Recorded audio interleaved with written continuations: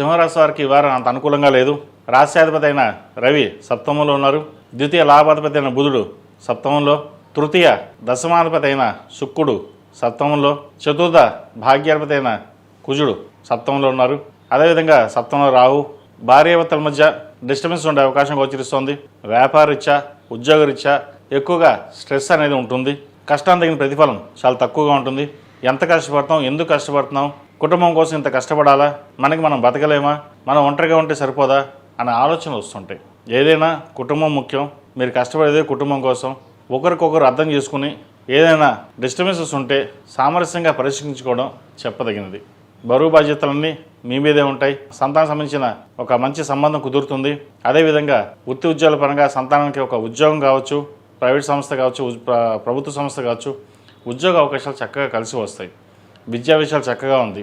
మీరు ఏదైతే కోరుకుంటారో పరమేశ్వరుడు నెరవేరుస్తారు. ఇక్కడ ప్రతి ఒక్కటి దైవానుగ్రహంతో జరుగుతుంది.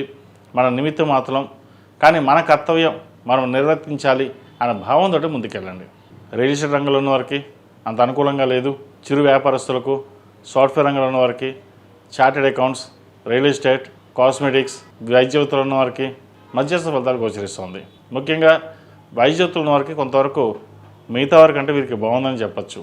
అయితే స్ట్రెస్ మటుకి అందరికంటే వీరికి ఎక్కువగా ఉంటుంది. ఎందుకు ఉద్యోగం చేస్తున్నామో, ఉద్యోగం మానేసి ఏదైనా వ్యాపారం పెట్టుకుంటే మేలు అనే ఆలోచన కూడా వస్తుంటుంది. ఈ స్ట్రెస్ అధికంగా ఉండడం వల్ల ఆలోచన అనేది స్థిరత్వం ఉండదు. ఏం ఆలోచిస్తాం, ఏ నిర్ణయాలు తీసుకుంటున్నావు, ఒక్కోసారి తప్పుడు నిర్ణయాలు తీసుకోవచ్చు అనే భావన కూడా ఉంటుంది. కాబట్టి ఏదైనా సరే కొంతకాలం ఆగి స్థిరమైన నిర్ణయాలు తీసుకోవడం చెప్పదగిన సూచన. సంతానం కోసం ప్రయత్నం చేస్తున్న వారికి మంచి సంతాన శుభవార్తలు వినగలుగుతారు.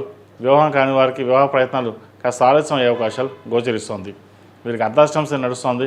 8 శనివారాలు శనికి తైలాభిషేకం చేయించడం, అదేవిధంగా రుద్రపాశుపత హోమం చేయించడం చెప్పదగిన సూచన. ఈ రాశిలో జన్మించిన స్త్రీలకి వృత్తి ఉద్యోగాల పరంగా, వ్యాపార పరంగా అంత అనుకూలంగా లేదు. ప్రతిదీ మెంటల్ స్ట్రెస్తోనే వీరు ఎక్కువగా పనిచేస్తారు. భాగస్వామితో కూడా విభేదాలు వచ్చే అవకాశం లేకపోలేదు. పంచమాధిపతి, అష్టమాధిపతి అయిన గురువు లాభస్థానంలో ఉన్నారు. లాభంలో గురువు కొంతవరకు వీరికి మేలే చేస్తారు. ధనం విషయంలో చేదాకా వచ్చి రావాల్సిన డబ్బులు ఏవైతే ఉన్నాయో అవి చేతికి అందుకు వస్తాయి. అదేవిధంగా వీరికి అర్ధాష్టమ నడుస్తుంది కాబట్టి శనికి తైలాభిషేకం, జపం లేదా అఘోర పాశుపత హోమం చేయించడం చెప్పదగిన సూచన. ఈ రాశిలో జన్మించిన వారికి కలిసి వచ్చే సంఖ్య 5, కలిసి వచ్చే రంగు తెలుపు.